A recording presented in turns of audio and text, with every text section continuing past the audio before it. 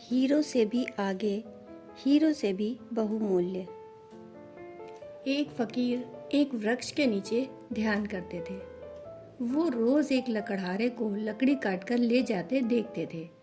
एक दिन उन्होंने लकड़हारे से कहा कि सुन भाई, दिन भर लकड़ी काटता है, 2 जून रोटी भी नहीं जुट पाती, तू जरा आगे क्यों नहीं जाता? वहाँ आगे चंदन का जंगल है, एक दिन काट लेगा, 7 दिन के खाने के लिए काफी हो जाएगा। गरीब लकड़हारे को विश्वास नहीं हुआ, क्योंकि वह तो सोचता था कि जंगल को जितना वह जानता है और कौन जानता है। जंगल में लकड़ियां काटते काटते ही तो जिंदगी बीती। यह फकीर यहाँ बैठा रहता है वृक्ष के नीचे, इसको क्या खाक पता होगा? मानने का तो मन ना हुआ, लेकिन फिर भी सोचा कि हर्ज ही क्या है, कौन जाने ठीक ही कहता हो, फिर झूठ कहेगा भी क्यों। शांत आदमी मालूम पड़ता है, मस्त आदमी मालूम पड़ता है। कभी बोला भी नहीं इसके पहले, एक बार प्रयोग करके देख लेना जरूरी है। फकीर की बातों पर विश्वास कर वह आगे बढ़ गया। लौटा तो फकीर के चरणों में सिर रखा और कहा कि मुझे क्षमा करना, मेरे मन में बड़ा संदेह आया था, क्योंकि मैं तो सोचता था कि मुझसे ज्यादा लकड़ियां कौन जानता है, मगर मुझे चंदन की पहचान ही न थी। मेरा बाप भी लकड़हारा था, उसका बाप भी लकड़हारा था। हम यही जलाऊ लकड़ियां काटते काटते जिंदगी बिताते रहे। हमें चंदन का पता भी न था कि चंदन की पहचान क्या है। हमें तो चंदन मिल भी जाता तो हम उसे काटकर बाजार में बेच आते ऐसे ही। तुमने पहचान बताई, तुमने गंध बताई, तुमने परख दी। मैं भी कैसा अभागा, काश पहले पता चल जाता। फकीर ने कहा, कोई फिक्र न करो, जब पता चला तभी जल्दी है, जब जागा तभी सवेरा है। दिन बड़े मजे में कटने लगे। एक दिन काट लेता, 7-8 दिन, 10 दिन जंगल जाने की जरूरत ही न पड़ती। एक दिन फकीर ने कहा, मेरे भाई, मैं सोचता था कि तुम्हें कुछ अक्ल आएगी। जिंदगी भर तुम लकड़ियां काटते रहे, आगे न गए। तुम्हें कभी यह सवाल नहीं उठा कि इस चंदन के आगे भी कुछ हो सकता है? उसने कहा, यह तो मुझे सवाल ही ना आया, क्या चंदन के आगे भी कुछ है? उस फकीर ने कहा, चंदन के जरा आगे जाओ तो वहाँ चांदी की खदान है।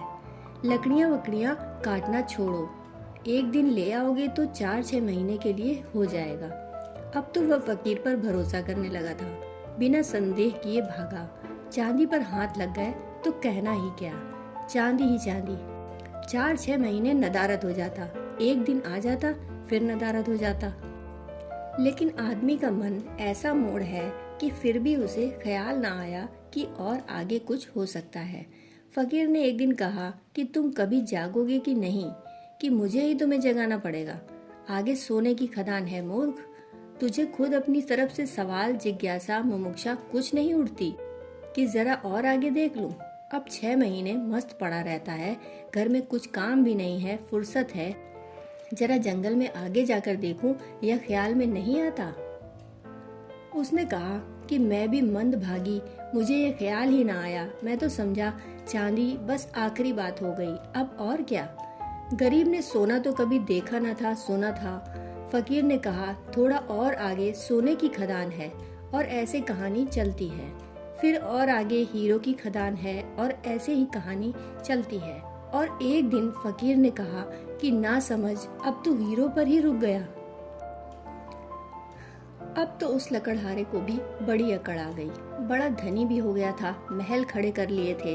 उसने कहा, अब छोड़ो, अब तुम मुझे परेशान न करो, अब हीरो के आगे क्या हो सकता है? उस फकीर ने कहा, हीरो के आगे मैं हूँ। तुझे यह कभी ख्याल नहीं आया कि यह आदमी मस्त यहाँ बैठा है, जिसे पता है हीरो की खदान का वह हीरे नहीं भर रहा है, इसको जरूर कुछ और आगे मिल गया होगा, हीरो से भी आगे इसके पास कुछ होगा। तुझे कभी यह सवाल नहीं उठा? वह आदमी रोने लगा, फकीर के चरणों में सिर पटक दिया, कहा कि मैं कैसा मोड़ूं, मुझे यह सवाल ही नहीं आता। तुम जब बताते हो तब मुझे याद आता है, यह ख्याल तो मेरे जन्म जन्मों में भी नहीं आ सकता था कि तुम्हारे पास हीरो से भी बड़ा कोई धन है। फकीर ने कहा, उसी धन का नाम ध्यान है। अब खूब तेरे पास धन है, अब धन की कोई जरूरत नहीं, अब जरा अपने भीतर की खदान खोज जो सबसे आगे है।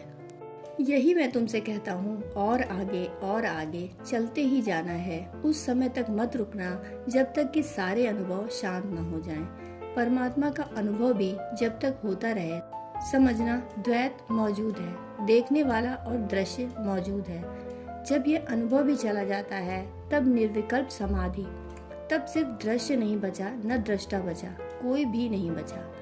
एक सन्नाटा है, एक शून्य है, और उस शून्य में जलता है बोध का दिया। बस बोध मात्र, चिन्ह मात्र, वही परम है, वही परम दशा है, वही समाधि है। दोस्तों, कहानी सुनने के लिए आपका बहुत बहुत आभार।